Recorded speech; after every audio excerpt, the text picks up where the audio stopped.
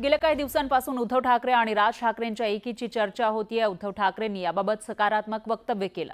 मनसे आणि शिवसेना युतीच्या चर्चा राजकीय वर्तुळात सुरू असतानाच मवियाचं काय होणार असा प्रश्न उपस्थित होतोय। अशातच संजय राऊतांनी केलेल्या वक्तव्यामुळे मवियाच्या अस्तित्वावर प्रश्नचिन्ह निर्माण झालंय। इंडिया आघाड़ी का अब वजूद क्या है? हमने कहा इंडिया आघाड़ी लोकसभा के लिए बनी थी, महाविकास आघाड़ी विधानसभा के लिए बनी थी। ये दोनों की कोई जरूरत लोकल बॉडी इलेक्शन में नहीं है, ये दोनों आघाड़ी की। अब लोकल बॉडीज में लोकल इशू होते हैं, शहर के इशू होते हैं, बहुत स्थानिक मुद्दे होते हैं। इसके लिए हमको स्थानिक लोगों पर छोड़ना चाहिए। हमारे पे दबाव है, लोगों की इच्छा है, लोगों की मांग है। अगर मुंबई को बचाना है, मुंबई पे मराठी मानुस का अधिकार हमको रखना है, तो राज ठाकरे और उद्धव ठाकरे जी को एक साथ आकर चुनाव लड़ना होगा। ये लोगों की मानसिकता और दबाव जरूर है। तर संजय राऊतांनी ठाकरे बंधूंची एकी आणि महापालिका निवडणुकांबाबत केलेल्या वक्तव्याबाबत काँग्रेस आणि शरद पवारांच्या पक्षाच्या नेत्यांनी प्रतिक्रिया दिली आहे। तथास्तु म्हणायचं का? त्यांची ती भूमिका राहू शकते। काँग्रेसची भूमिका अगदी स्पष्ट आहे की आघाडी करायची किंवा नाही करायची याचा निर्णय स्थानिक स्तरावरचे नेते जे आहे त्यांना ठरवायचा आहे की आपल्याला आघाडीमध्ये जायचं आहे किंवा नाही जायचं आहे। कारण प्रत्येक ठिकाणची स्थानिक परिस्थिती ही वेगळी आहे आणि त्या अनुषंगानं जो रिपोर्ट येईल, जे म्हणणं असेल स्थानिक नेत्यांचं, त्या अनुषंगानं निर्णय जो आहे ते वरिष्ठ नेते घेतील। माझे त्यांचे संबंध काही घरचे नाही आहेत। मी त्यांच्याकडे कधी पोहे खायला गेलेलो नाही आहे। मी एवढा मोठा आहे माणूसही नाही की त्यांच्याशी जाऊन राजकीय चर्चा करीन। पण जर दोघं भाऊ एकत्र असतील तर माझ्यासारख्या माणुसकी धर्म पाळणाऱ्या माणसाला नक्कीच, कुटुंबवत्सल माणसाला नक्कीच आनंद होईल। आनंद असला मी राजकीय बोलत नाही आहे, मी कुटुंबवत्सल माणूस आहे। दोन रस्त्यावर चालणारे दोन भाऊ एकाच रस्त्यावर चालणार असतील हातात हात धरून तर त्याचं स्वागत केलं पाहिजे।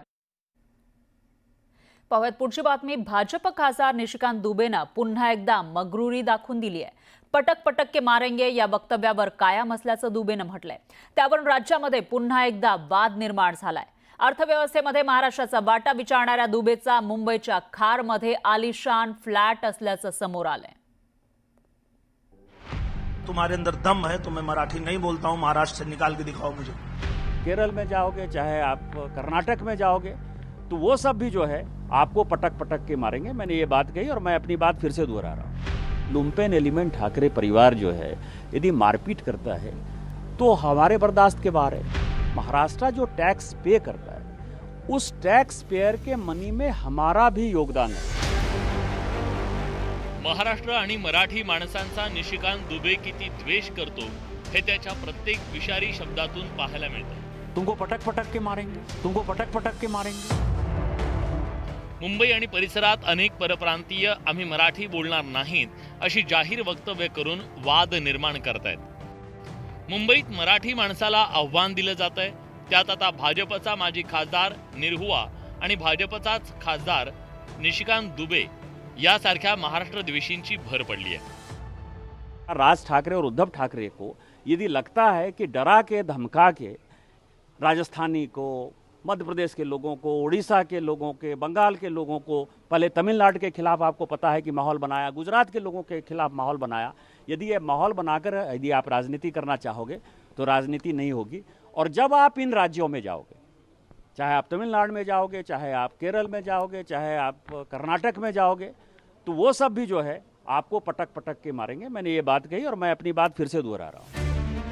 निशिकांत दुबेनं राज ठाकरे आणि उद्धव ठाकरेंमध्ये जर हिंमत असेल तर त्यांनी बिहारमध्ये येऊन दाखवावं असं खुलं आव्हान दुसऱ्यांदा दिलंय।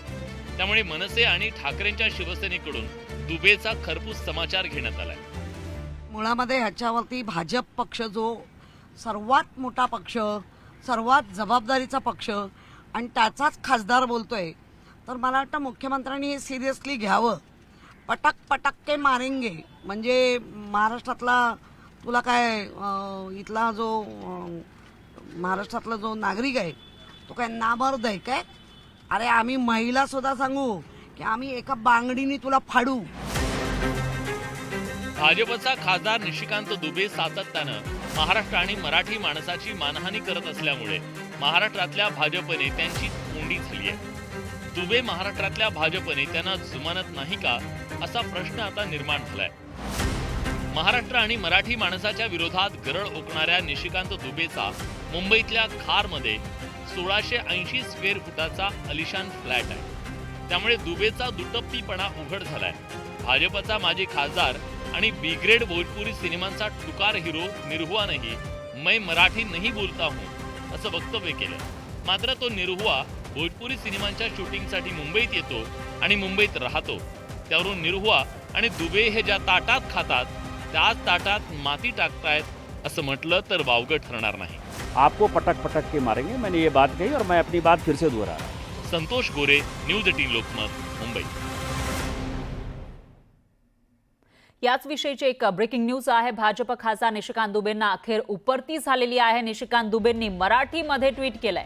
माझ्या विधानाचा चुकीचा अर्थ काढला गेला असं दुबे म्हणतायत. महाराष्ट्राच्या देशाच्या अर्थव्यवस्थेमध्ये महाराष्ट्राचं खूप मोठं योगदान आहे असं दुबे यांनी म्हटलेलं आहे. तर आधी तर पटक पटक के मारेंगे आणि महाराष्ट्राचं योगदान काय अर्थव्यवस्थेत असा सवाल त्यांनी विचारलेला होता. त्याच्यानंतर दुसऱ्यांदा सुद्धा त्यांनी तसं वक्तव्य केलं आणि आता त्यांना उपरती झालेली आहे कारण त्यांच्यावर चहूबाजूनं टीका होत होती आणि त्यानंतर मराठीमध्ये दुबेंनी ट्विट केलंय.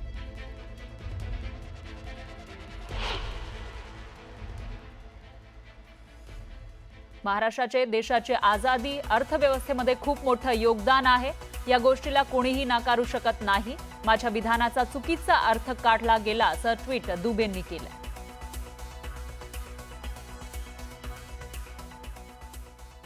गेल्या काही दिवसांपासून हॉटेल खरेदी, प्लॉट खरेदी प्रकरणी विरोधकांच्या टार्गेटवर आलेले कॅबिनेट मंत्री संजय शिरसाट यांना आयटी विभागानं नोटीस पाठवल्याची माहिती आहे. आतापर्यंत केवळ विरोधकांना नोटिसा पाठवणाऱ्या आयटी विभागानं पहिल्यांदाच सत्ताधारी मंत्र्याला नोटीस पाठवली आहे. त्यामुळे सगळ्यांच्याच भुवया उंचावल्यात. संजय शिरसाटांना आयटी विभागाची नोटीस. आता याच्या पुढे ब्लॅकचे पैसे चालणारच नाही. तुम्ही माझ्यासाठी बोलले. संपत्तीत वाढ झाल्यानं विचारणा. माझ्यावर कोणत्याही प्रकारचा दबाव नाही आणि कोणी दबाव टाकायचा प्रयत्न सुद्धा करत नाही. विट्स हॉटेल चौकशीनंतर दुसरा धक्का. राज्याचे सामाजिक न्याय मंत्री आणि शिवसेना नेते संजय शिरसाट यांना आयकर विभागानं नोटीस पाठवली आहे.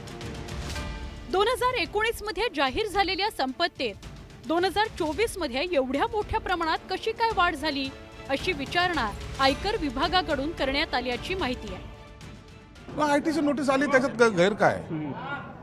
आयटी विभाग हा स्थापन कशासाठी झालेला आहे की तुमच्याकडे असलेली प्रॉपर्टीचं विवरण जेव्हा तुम्ही देतात त्याच्यामध्ये काही जर चूक असेल किंवा त्यांना वाटत असेल की याच्यात थोडी तफावत आहे त्याच्याबद्दलचं स्पष्टीकरण मागतात आणि ते देणं हे प्रत्येक नागरिकाचं कर्तव्य आहे. म्हणून आयटीने काही चूक केलेली नाही.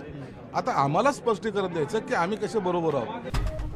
गेल्या 5 वर्षात शिरसाट यांच्या जंगम आणि स्थावर मालमत्तेत वाढ झाली आहे. 2019 साली शिरसाट यांची संपत्ती 3 कोटी 31 लाख इतकी होती. 2024 मध्ये तब्बल 33 कोटी 3 लाखांवर गेली आहे. म्हणजेच 5 वर्षात त्यांच्या संपत्तीत जवळपास 30 कोटींची वाढ झाली आहे. सध्याच्या घडीला शिरसाट यांच्याकडे 44 लाख 78 हजारांची रोकड आहे. तर विविध बँकांचं त्यांच्याकडे 26 कोटी 45 लाख 75 हजार रुपयांचं कर्ज असल्याचं नमूद करण्यात आलंय. गेल्या काही दिवसांपासून शिरसाट यांच्यावर विट्स हॉटेल तसंच प्लॉट खरेदी प्रकरणी विरोधकांकडून आरोप प्रत्यारोप होत आहेत. संजय शिरसाट यांच्या मुलानं विट्स हॉटेल 67 कोटींना लिलावात घेतलं होतं. पण या हॉटेलची बाजारभावानुसार किंमत 110 कोटींच्या घरात असल्याचा आरोप विरोधकांनी केला होता. त्यानंतर शिरसाट यांनी आपल्या मुलाला या लिलावातून बाहेर पडायला सांगितलं होतं. हा विषय विधानसभेतही चर्चेत आला. विरोधकांच्या आरोपांनंतर मुख्यमंत्री देवेंद्र फडणवीस यांनी विट्स हॉटेल लिलाव प्रकरणी चौकशीचे आदेश दिले होते. त्यानंतर लगेचच ही नोटीस आल्यानं राजकीय वर्तुळात कुजबूज व्हायला सुरुवात झाली आहे. अगर इनकम टैक्स ने नोटिस दी है तो एंटी करप्शन ब्यूरो ने भी इसके ऊपर अब अपनी कार्रवाई शुरू करनी चाहिए. एनफोर्समेंट डायरेक्टोरेट ने उनके मनी लॉन्ड्रिंग का जो धंधा है उसके ऊपर कार्रवाई करनी चाहिए. दूसरी एजेंसीज ने ये पता करना चाहिए कि 2.5 करोड़ रुपये की एक गाड़ी किसके नाम के ऊपर लाई गई थी, किसको बेची गई है, और वो गाड़ी आज संजय सिरसाट साहब अपनी गाड़ी के ऊपर मंत्री का स्टिकर लगाकर जो घूम रहे हैं, वो गाड़ी सही मानों में किसकी है करके ये सभी लोग जानते हैं। सिर्फ ये एजन्सीज को क्यों नहीं पता चल रहा है। त्या वीज हॉटेलचं प्रकरण सन्माननीय विरोधी पक्षनेते अंबादास दानवेने बोलून काढलं ते सगळं, परंतु यांनी कशाला जास्त गाजावाजा करायचा आणि सगळं खोटं आहे, सगळं त्या ठिकाणी खोटे कागदपत्र खोटे सगळं हे आणलं आहे आणि म्हणून ते योग्य नाही आहे। खरं म्हणजे त्यांनी आपलं पद मिळालं समाज कल्याणाचं, समाजाचं कल्याण करावं। संजय शिरसाट यांना नोटीस आलेली आहे आयकर विभागाची, कसं पाहताय याकडे? नाही आता म्हणून म्हणतो ना ITची नोटीस तर येणारच होती, आम्ही सांगितलं तुम्हाला ITची नोटीस येणार आज पुढे। शत्रू असतात, राजकारणामध्ये शत्रू नसतात असं समजून चालायचं कसं? म्हणून आपण त्याची काळजी करत बसण्यापेक्षा आपण चांगलं राहिलेलं बरं, म्हणून माझं कोणत्या ह्याच्यामध्ये कोणता इन्व्हॉल्वमेंट नाही आहे आणि हे सगळं तुम्हाला काही काळानंतर स्पष्ट दिसेल। एखाद्या सत्ताधारी मंत्र्याला ITची नोटीस मिळणं तसं दुर्मिळ। या नोटीसची नंतर शिरसाट विरोधकांच्या निशाण्यावर आले। Bureau report, news 18 Lokmat. पाहुयात पुढची बातमी। मुख्यमंत्री फडणवीसांनी विधानसभेमध्ये महाराष्ट्र विशेष जनसुरक्षा विधेयक मांडलं। यावर चर्चा झाल्यानंतर आवाजी मतदानाच्या आधारे हे विधेयक मंजूर करण्यात आलंय। देशविरोधी कृत्य करणाऱ्या व्यक्ती अथवा संघटनांना आळा घालण्यासाठी हे विधेयक महत्त्वाचं असल्याचा दावा करतानाच या विधेयकाचा कोणताही दुरुपयोग होणार नाही अशी ग्वाही सरकारनं दिली।